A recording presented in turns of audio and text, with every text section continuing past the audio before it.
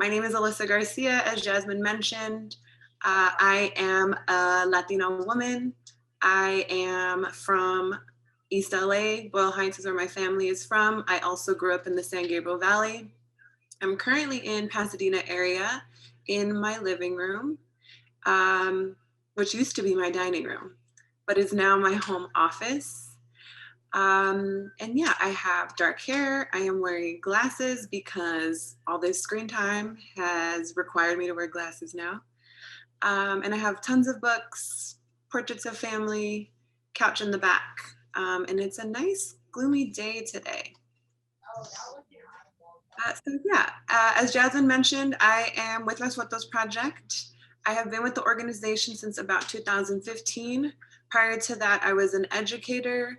I taught everywhere, TK all the way up through 12th and beyond, arts, special ed, migrant ed, all of that. So again, special shout out to all of you educators who are here, whatever grade level that you teach, you are truly doing the work of, I don't even know what to call it anymore at this point. So many hats that y'all wear. But yes, Las Fotos Project. We are a photography and mentoring organization based on the East Side. If we can skip to the next slide. Thank you. Our mission is to elevate the voices of our students, specifically amplifying it in the areas of self, community, and career.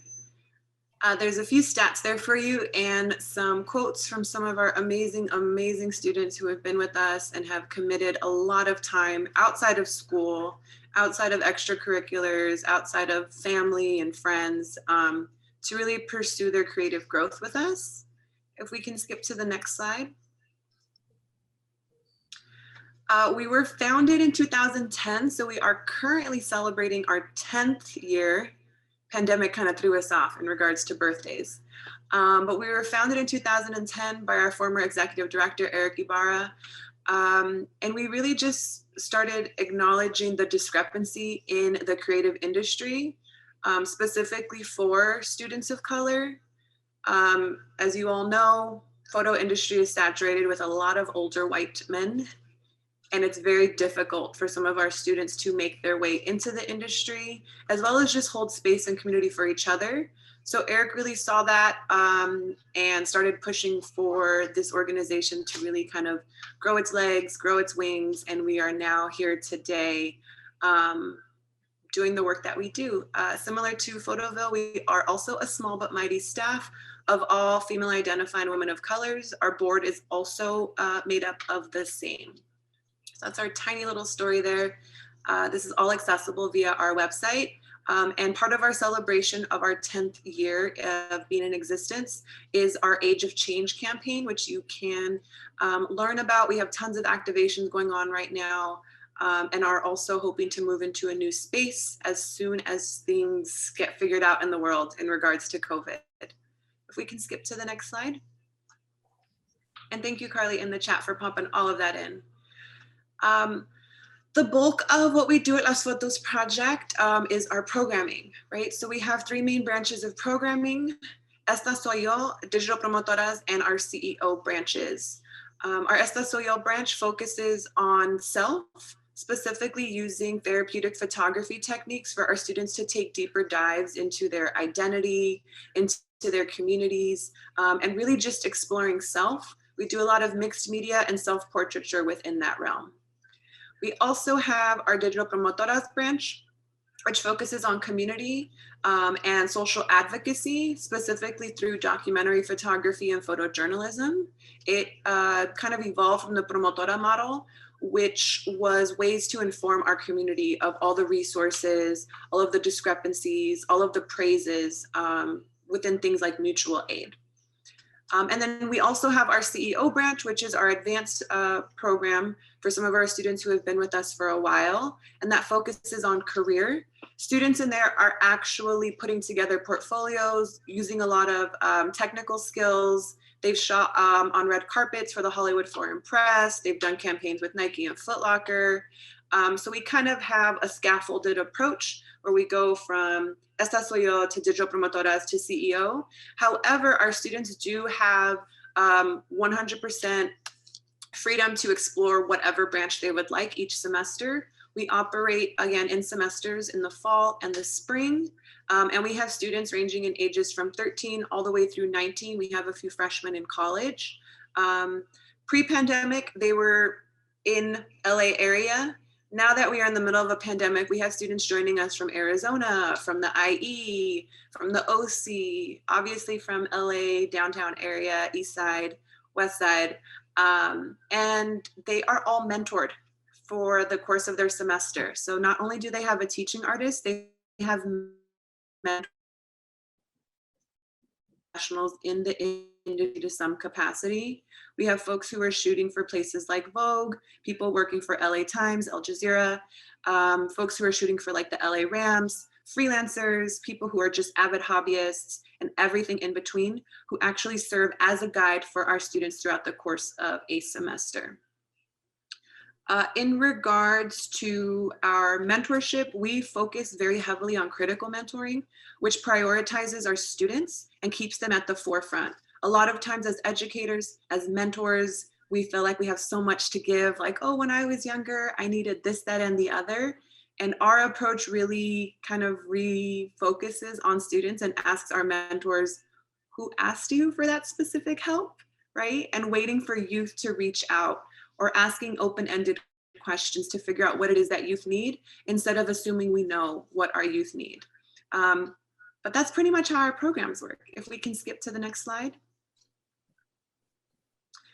We do have a social enterprise arm, which is headed up by our social enterprise manager, Helen, which kind of was born from our CEO portion of programming.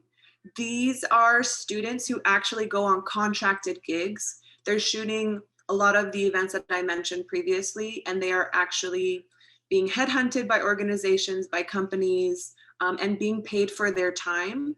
So they attend events where they are documenting, they're doing event photography, they're doing headshots, they're doing campaigns, and again, they are being compensated for their time. Their mentor is also being compensated for their time mentoring with them. So that's our ultimate goal within the CEO program, is to get our students with their foot in the door when they leave us. So they have a portfolio, they have contacts in the industry, they have a body of work to show, and they also are earning their own money. We can go ahead and skip to the next slide. As Jasmine mentioned, since the pandemic, we've really amped up our community engagement. We have our Youth Advisory Council. We do some career weeks, which we have pulled some folks from Photoville, some folks from different companies and orgs across LA. And we also do food distributions for our local community. All that we have discussed today or mentioned thus far is all decided by our students. Our team really takes their lead, so we try not to have too many spaces without students involved. They decide all of our programming themes, all of their like project deliverables. They decide how many students, how many mentors, they decide workshops. Everything that we do is really just us doing the legwork off of decisions that they've made. We can go ahead and skip to the next slide. This is just some contact information for our executive director, as well as how to get in contact with us. And I think we can go ahead and close out of that portion and move into our student work. Valeria Hernandez is one of our amazing, amazing students who has been with us for quite a while. She was unable to be with us because she's in school. We are on the West Coast, which is different from East Coast time, so she is studying away. And a lot of the work that we do with students, again, we are outside of the classroom since we are an organization, not necessarily like district. So I do want to provide that disclaimer. We don't have assessments and standardized tests and milestones to hit. So what we do with our work is we prioritize a lot of community space. We realize that when our students are creating or being asked to create, there's a lot of emotions that get stirred up. So we prioritize grounding space within all of our classes and community first and foremost. Once we've established rapport is when we start moving into, okay, let's learn about aperture, ISO, and shutter speed. Let's learn about composition. Let's look at artists for inspiration, elements and principles of art. But we do prioritize, again, that rapport building and just safe space creation, which we have come to learn has catalyzed the rate at which our students are willing to show vulnerability through their art. A lot of times in the classroom, you teach to a topic and you're like, how come you didn't do the assignment? Right? And it's like, because this is deep. You want me to take a self-portrait. And, you know, I have a lot of things from social media and the world around me and family coming in. This is difficult. So this is from our website, where a lot of our past exhibitions can be viewed. Again, this is Valeria's work. She has an amazing bio and is such an amazing student with great heart and just grit, which is what we talk about a lot in the classroom, right? Very, very diligent in her work and committed to her creative process and growth. She discusses her struggle with depression in a lot of the captions, her struggle with, I want to say like gentle body dysmorphia, if you want to, I feel like social media, all of our students go through it, right? So she discusses scars that she had on her legs that she thought were not attractive. And through, you know, different types of healing methods, she's come to love and appreciate and enjoy. And also discussing like body hair, right? She has a little ode to her body hair and letting her mom know that her body hair will stay. And again, about her journey with depression and how she has explored that through photography. If we can scroll down a little bit, I know she has some additional images there. Yep. So this is the work that a lot of our students do within the Esta Soy Yo program. Again, focusing on self, really taking a deeper dive into your identities. A lot of our students have different hats that they wear. They're students and their siblings and their aunts and their ambassadors and their consumers. So really being able to provide a space to explore all of that. And again, their mentors support them in their creative process, in image review and critiques and preparation for exhibition. All of our students, which is usually about 75 per semester with about 45 mentors, have their work on display via public exhibition during pandemic, digital exhibition at the end of this semester. And all of our programming is offered free of charge. They receive digital cameras and all equipment needed for the course of the semester. So they have access to a full Adobe suite, DSLR cameras, SD cards, card readers, laptops if needed, hotspots if needed, everything free of charge while they are with us. And that is what I had for you all today. Feel free to drop any questions in the chat. And I think I will defer to Jess, I believe. Yeah. Thank you. Thank you so much, Alyssa. Thank you for sharing. We have 2 questions in the chat, and I think we have just enough time to answer them.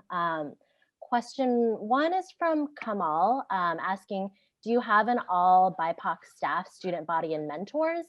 If so, can you talk a little bit about what you feel like has changed the outcomes in conversation? That's a great question. And yes, we do. We are open to all. But yes, our staff and our board is all female identifying women of color. And we do accept gender non-binary, gender non-conforming students, as well as female identifying students. And yeah, I definitely think it's a very unique space. It's very family oriented. It's very community oriented. And it's very uplifting. Every single meeting we have, class we have, can double as a therapy session, and I'm not being dramatic. We have students who are pouring everything out. We have mentors who are sharing, which then catalyzes our students being vulnerable. We're also very open to discussing things that are happening in our neighborhoods, right? For instance, right now we have a ton of our unhoused brothers and sisters being kicked out of Echo Park, which I know has been in conversation a lot in our classes. So we do try to prioritize a lot of that before asking our students to jump into specifics in regards to technical skills and creativity. So I think that definitely creates the environment where they're more willing to create in, because they know everyone's strengths and struggles, from our board to our staff to our TAs and our students. So it definitely is a very warm and welcoming space.